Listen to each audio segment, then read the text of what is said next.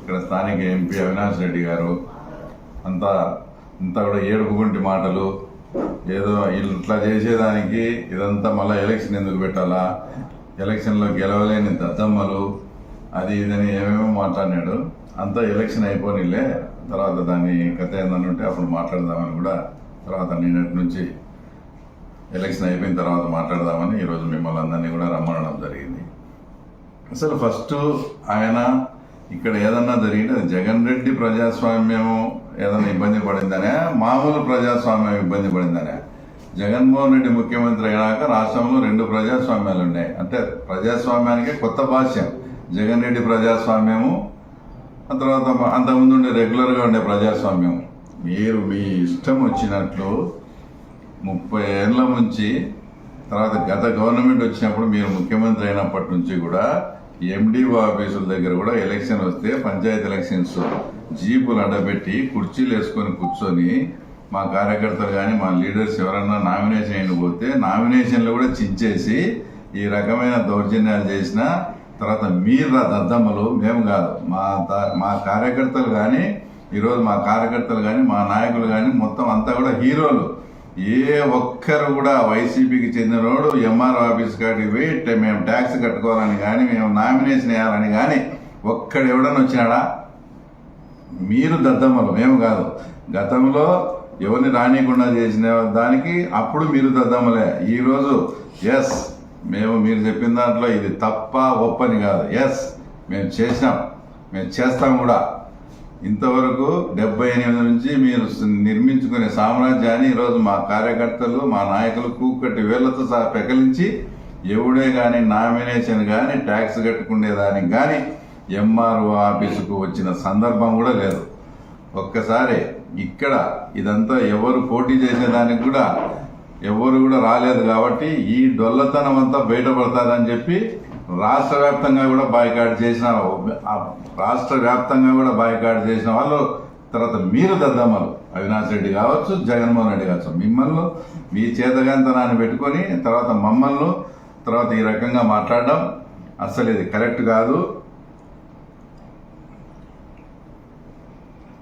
తర్వాత కూడా మేమేమి ఇది చేయలేదు, ఆ తర్వాత అది చేయలేదని కూడా మేమేం చెప్పడంలే. 100% మీరు గత 5 ఏళ్లలో ఏ రకంగా ప్రజాస్వామ్యాన్ని మీరు వచ్చి పరిరక్షించినారో అంతకు రెట్టింపుగా మేము కూడా ప్రజాస్వామ్యాన్ని మీరు చేసిన పద్ధతిలోనే మేము కూడా పరిరక్షిస్తాం. ఇది జస్ట్ ట్రయల్ మాత్రమే, ఇంకా ఇది సినిమా కాదు, ఇది జస్ట్ ట్రయల్ మాత్రమే. ఇది మేము ఈరోజు కూడా ఛాలెంజ్ చేస్తున్నాం. మీకు దమ్ము ధైర్యం ఉంటే ఏ లోకల్ బాడీ ఎలక్షన్లలో అయినా కానీ ఇంకా వచ్చేటి అన్నీ కూడా సో కనీసం మీరు పోటీ చేయండి చూస్తా. మీ ఇట్లా చేస్తేనే ఇక్కడ పులిందల్లో రాజకీయం, ఇట్లా చేయమనే మా కార్యకర్తలు అందరూ కోరుకుంటున్నారు.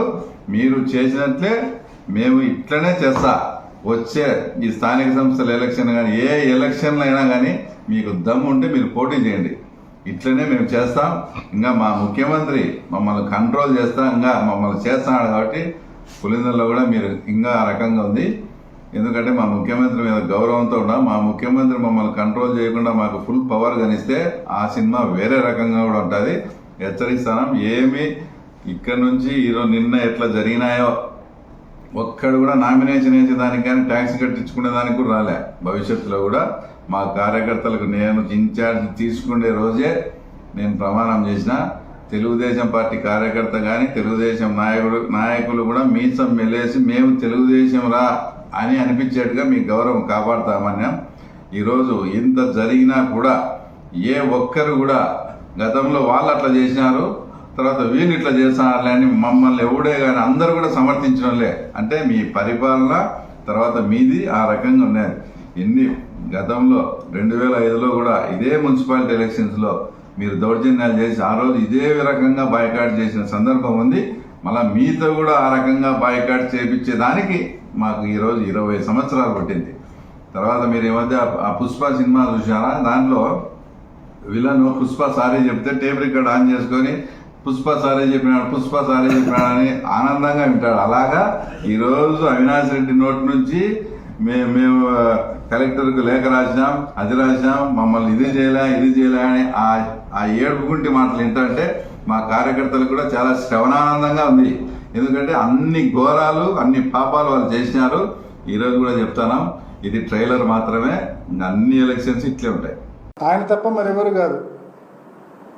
ఎందుకు ఈ మాట అనవలసి వస్తుందంటే, ఈ సాగునీటి సంఘం ఎన్నికలు ఎంత అప్రజాస్వామ్యబద్ధంగా జరిగాయనేది గడిచిన 2-3 రోజులుగా జరుగుతున్న పరిణామాలు మీ అందరూ కూడా చూస్తూ ఉన్నారు. ఒక్కసారి మీ అందరూ కూడా గమనించండి. సహజంగా ఈ ప్రభుత్వము ఇరిగేషన్ డిపార్ట్మెంటు ఈ ఎన్నికలు కండక్ట్ చేస్తూ ఉంది. ఈ ఎన్నికల్లో ప్రధానంగా ఎవరైనా రైతు కంటెస్ట్ చేయాలి అంటే ఈ ఎన్నికల్లో టీసీ మెంబర్గా కంటెస్ట్ చేయాలంటే ఆ రైతుకు సంబంధించిన నీటి బకాయిలు అప్ టు డేట్ కట్టి ఉండాలా, విఆర్ఓ దగ్గర నోట్ యూజ్ సర్టిఫికేట్ తీసుకొని ఉండాలనేది మ్యాండేటరీ. అవి ఉంటేనే ఆ రైతు పెట్టే నామినేషన్ వ్యాలిడ్ అవుతుంది. అవి లేకపోతే ఆ నామినేషన్ ఇన్వాలిడ్, అంటే చెల్లదు. ఇది ప్రభుత్వం పెట్టిన నిబంధన, తెలుగుదేశం ప్రభుత్వం పెట్టిన నిబంధన ఇది. మరి ఆ నిబంధనలో భాగంగా నిజంగా వీళ్ళు ఎన్నికలు కోరుకునే వాళ్ళైతే విఆర్ఓలు అందుబాటులో ఉండి ఏ రైతు పోయినా కూడా పన్ను కట్టించుకొని నోటీస్ సర్టిఫికేట్ ఇచ్చే విధంగా ఉండాలి. కానీ అదేమీ కాబట్లే వీళ్ళకు. సగం మంది విఆర్ఓలు ఫోన్లు ఆఫ్ చేసుకొని ఉండారు. ఒక్క మాటలో చెప్పాలంటే మొత్తం విఆర్ఓలు అందరినీ మండల ఆఫీస్కి తరలించారు. అసలు ఏం పని, మండల ఆఫీసుల్లో 2 రోజుల పాటు విఆర్ఓలు అందరినీ మండల ఆఫీసులో పెట్టుకోవాల్సిన అవసరం ఏముంది అని చెప్పి మిమ్మల్ని అడుగుతా ఉన్నా. విఆర్ఓలు అందరూ కూడా సచివాలయాల్లో, గ్రామ సచివాలయాల్లో అందుబాటులో ఉండాలి. రైతులు వస్తే రైతుకు సంబంధించిన పన్ను బకాయి కట్టించుకొని వాళ్ళకు నోటీస్ సర్టిఫికేట్ ఇవ్వాలా. అలా ఏ ఒక్క విఆర్ఓను కూడా అందుబాటులో పెట్టకుండా అందరినీ మండల కేంద్రంలోకి తీసుకొని పోయి మండల ఆఫీసులో జైల్లో ఖైదీలను బంధించినట్టు విఆర్ఓలను బంధించి బయట పోలీసులను అడ్డు పెట్టుకొని ఏ ఒక్క వైఎస్ఆర్ కాంగ్రెస్ పార్టీ నాయకుడు, ఏ ఒక్క రైతు లోపలికి వెళ్లకుండా అడ్డుకొని మీరు చేస్తూ ఉంది. దీన్ని రాజకీయం అంటారా? ఇది చేతకాని దద్దమ్మలు చేసే రాజకీయం ఇది.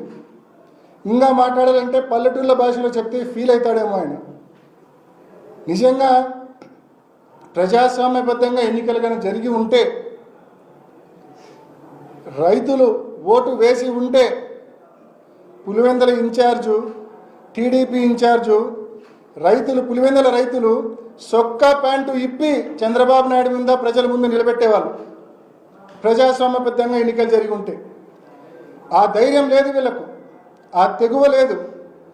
మీరు గతంలో ఎన్నికలు చూసింటారు, హోరాహోరీగా తలపడేది చూసింటారు. కానీ ఈ మాదిరి క్యాండిడేట్స్ కంటెస్ట్ చేస్తే ఓడిపోతామనే భయంతో నోటీస్ సర్టిఫికేట్ కూడా క్యాండిడేట్లకు, అభ్యర్థులకు అందించకుండా ఉండే పిరికిపంద రాజకీయం ఇవాళ తెలుగుదేశం ప్రభుత్వం చేస్తూ ఉంది. చేతగాని దద్దమ్మలు ఎవరో ప్రజలు నిర్ణయిస్తారు. ఇంత నీచపు రాజకీయం, ఇంత చేతగాని రాజకీయం అవసరమా నిజంగా? దీనికి మళ్ళా ఎన్నికలని పేరు. మొత్తం జైల్లో ఖైదీలను బంధించినట్టు బంధించి విఆర్ఓలందరినీ మండల ఆఫీసులో పెట్టి పోలీసులను అడ్డు పెట్టుకొని ఏ ఒక్కరికి కూడా నోటీస్ సర్టిఫికేట్ ఇవ్వకుండా మరి మీరు చేసిన ఈ తతంగం ప్రజాస్వామ్యబద్ధమా? ఇది నేను క్వశ్చన్ చేస్తూ ఉన్నా. విఆర్ఓలందరూ గ్రామ సచివాలయాల్లో అందుబాటులో ఉండకుండా ఎందుకు మండల కేంద్రంలో ఖైదీలను బంధించినట్టు బంధించావు అని చెప్పి నేను క్వశ్చన్ చేస్తూ ఉన్నా. ఇక్కడే అర్థమవుతా ఉంది కదా ఎలక్షన్ ప్రాసెస్ ఏ రకంగా అపహాస్యమైంది అనేది ఇక్కడే అర్థమవుతా ఉంది కదా స్పష్టంగా ప్రతి ఒక్కరికి. 13 నిన్న ఉదయాన్నే కవరేజ్ చేయడానికి వచ్చిన మీడియా వాళ్ళని సైతం మీడియా వాళ్ళపైన కూడా దాడి చేశారు. మీడియా వాళ్ళపైన దాడి చేస్తే మండల ఆఫీస్ లోపల విఆర్ఓలను బంధిస్తే మళ్ళీ మీకు నోటీస్ సర్టిఫికేట్ రాలేదని నోటీస్ సర్టిఫికేట్ ఎవరు రాలేదని చెప్పి మళ్ళీ అబద్ధాలు మాట్లాడతారు. సిగ్గు ఉండాలా, మాట్లాడితే కొంచెమైనా నిజాయితీ ఉండాలా, నిజం ఉండాలా. మరి ఈ మాదిరి తప్పుడు రాజకీయాలు, ఈ మాదిరి చేతగానే రాజకీయాలు చేస్తున్న నువ్వు ఈరోజు ఊరిలో నీ ఆఫీస్లో కూర్చొని ప్రగల్భాలు పలుకుతూ ఉన్నావు. నిజంగా ఎన్నికలు జరిగి ఉంటే రైతులు, మీ ప్రభుత్వం ఏం చేసిందని రైతులు మీకు ఓటేస్తారా? ఏం చేసింది మీ ప్రభుత్వం? ఎన్నికలప్పుడు ప్రతి రైతుకు 20,000 రూపాయలు డబ్బిస్తా అన్నావు. 7 మాసాలైంది, ఒక్క రూపాయి ఒక్క రైతుకి ఇప్పటిదాకా ఇచ్చిన దాఖలాలు లేవు. ఉచిత పంటల బీమా ఉండేది, ఇప్పుడు ప్రీమియం కట్టించుకుంటున్నావు. మీ ప్రభుత్వం వస్తే ఈ క్రాప్ విధానం తీసేస్తా అన్నావు, ఇప్పుడు అదే ఈ క్రాప్ విధానం నువ్వు ఫాలో అవుతా ఉన్నావు. ఈరోజు పంటల గిట్టుబాటు ధరల పరిస్థితి ఏంది? పక్క జిల్లాలో ధాన్యం పరిస్థితి ఏంది? మరి ప్రతి చోట అట్టర్ ఫెయిల్యూర్ మీరు.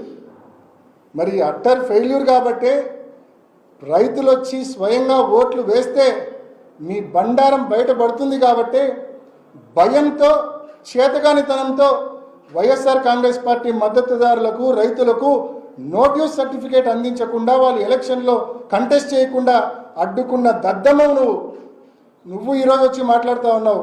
1978 నుంచి రాజకీయాలు. మరి ఈరోజు ఆయన వచ్చి పెకిలిచ్చాడంట, కుకుటి వేలతో పెకిలిచ్చాడంట. మొహం అద్దంలో చూసుకో ఒకసారి. ఎలక్షన్ నువ్వు ఏ రకంగా చేసినావో నీ ఒక్కడికే తెలుసు అనుకుంటున్నావేమో. పులివెందల్లో ఉన్న ప్రజలు, రైతులు, వైఎస్ఆర్ కాంగ్రెస్ పార్టీ నాయకులు ప్రతి ఒక్కరు కూడా గమనించారు నువ్వు ఎన్నికలు ఏ పద్ధతిలో చేశావు. ఇంకా చెప్పాలంటే పక్కనున్న జమలమడుగు నియోజకవర్గం ఉంది. జమలమడుగు నియోజకవర్గంలో రామసుబ్బారెడ్డి గారు, సుధీర్ రెడ్డి గారు కూడా సిన్సియర్గా నీటి సంఘం ఎన్నికల కోసం పనిచేశారు. మరి అక్కడ కూడా మీరు చూస్తే నిన్న ఒక వీడియో ఫుటేజ్ కూడా రోజంతా సర్క్యులేట్ అయింది. వీఆర్ఓలందరినీ ఒక వెహికల్లో ఎక్కించుకొని మరి తీసుకొని పోయి దేవగుడిలో ఉదయం నుంచి రాత్రి దాకా పెట్టుకున్నారు. నిన్న ఉదయం నుంచి రాత్రి వరకు మరి వీఆర్ఓలందరినీ దేవగుడిలో బంధించిన మాట వాస్తవమా కాదా? మరి ఇవి కదా దద్దమ్మ రాజకీయాలు, చేతగాని రాజకీయాలు. ఎక్కడ వీఆర్ఓలు గ్రామ కార్యాలయాల్లో అందుబాటులో ఉంటే ఎక్కడ నోటీస్ సర్టిఫికేట్ రైతులకు ఇస్తారో, ఎక్కడ పోటీ వస్తుందో, పోటీ వస్తే ఓడిపోతామనే భయం ఇది కాదా అని చెప్పి అడుగుతా ఉన్నా నేను. ఇవన్నీ తప్పించుకోవడం కోసం కన్వీనియంట్గా వీఆర్ఓలందరినీ జైల్లో ఖైదీలను బంధించినట్టు బంధించి నోటీస్ సర్టిఫికేట్ ఏ ఒక్కరికి రాకుండా చేసి, ఎవరు కంటెస్ట్ చేయకుండా చేసుకొని ఈరోజు దీన్ని గెలుపని చెప్పుకుంటున్నావే, ఇంతకంటే సిగ్గుచేటు ఉంటుందా అని చెప్పి నేను అడుగుతా ఉన్నా. కాబట్టి ఇటువంటి దిక్కుమాలిన రాజకీయాలు పక్కన పెట్టు. పోలీసులను, రెవెన్యూ అధికారులను అడ్డం పెట్టుకొని చేసే దద్దమ్మ రాజకీయాలు పక్కన పెట్టు. ప్రజాస్వామ్యబద్ధంగా నడుచుకోమని చెప్పి తెలుగుదేశం నాయకులకు హితువు పలుకుతా ఉన్నా. Thank you.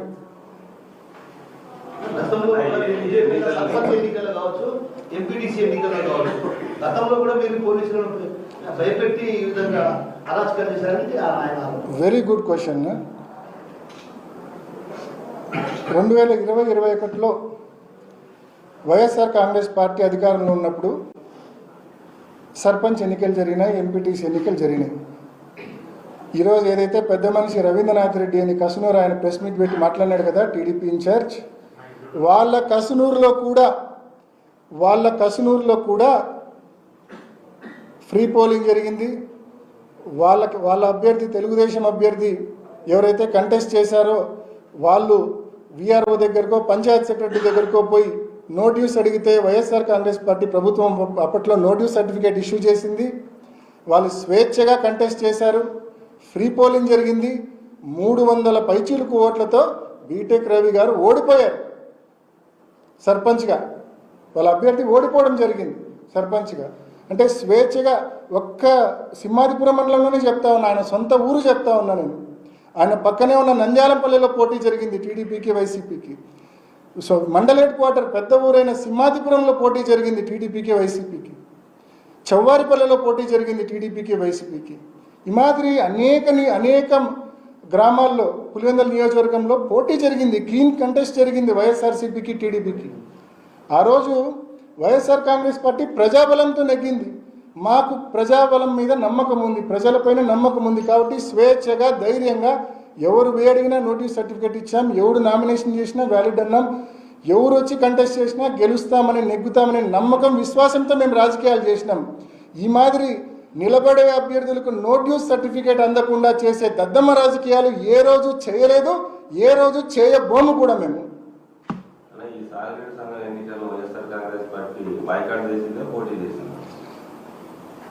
నిన్న ఈవినింగ్ వరకు సిన్సియర్గా మేము ప్రయత్నం చేసిన మాట వాస్తవమే. ఎక్కడే కానీ నో డ్యూస్ సర్టిఫికేట్స్ రాకుండా వీళ్ళు ఏ రకంగా వీఆర్ఓలను ఖైదీలుగా బంధించుకొని పోలీసులను అడ్డం పెట్టుకొని మరి ఎప్పుడైతే నో డ్యూస్ సర్టిఫికేట్స్ రాకుండా చేశారో, no dues certificate is minimum criteria contest చేయడానికి. అప్పుడు పార్టీ స్టేట్ వైడ్ అన్ని జిల్లాల్లో రివ్యూ తీసుకొని పార్టీ ఈ ఎన్నికలను బాయ్కాట్ చేస్తూ వైఎస్ఆర్ కాంగ్రెస్ పార్టీ డెసిషన్ తీసుకుంది.